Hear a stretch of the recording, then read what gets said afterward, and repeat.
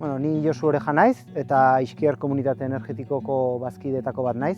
Iskier Komunitate Energetikoa hainbat Larraun eta Lekunberri udalerritako hainbat herritarrek eta entitate publikoek osatutako komunitate bat da eta 2024an sortu zen. Geroztik egin ditugu hainbat ekimen eta horietako bat gure bailarako biomasarekin erlazionatutako proiektua garatzea izan du da. 2024an komunitatearen eratze prozesuan egindako lanketa teknikoan hainbat aukera energetiko diferente sortu ziren eta horietako bat biomasaren gaia izan du zen. Eta biomasa guretzako oso interesgarria zen bi arrazoiengatik. Ahalbidetzen zuelako gure bazkide ziren eta etorkizunean bazkide izan zitezkeen behar energetiko termikoei asetzea eta gure inguruan daukagun errekurtso ugarietako bat baita daukagun baso guztiarengatik.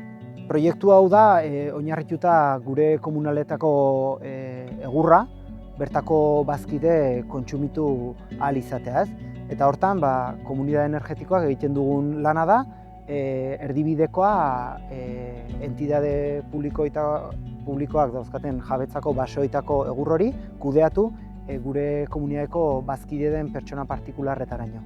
Nafar gobernuak dauzkan legedia eta arauekin eta beti ere gauzak marko publikoaren barruan errespetatuz.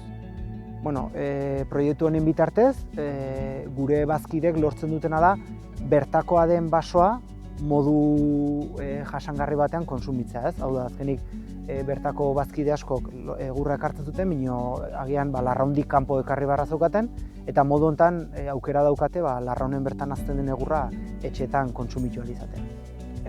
Guk egiten duguna da, hasieratean galdetu komunitate barruan eta gure inguruan dagoen beharrak, galdeketa sondeo txiki bat egiten dugu WhatsApp bitartez edo jendearekin hitz eginez, eta behar hori jasota egiten duguna da gure komunitateen parte diren entitateekin elkarrizketa bat eta jakin ea behaiek badaukaten aukerarik beraien basoetan loteak adjudikatzeko komunitateari.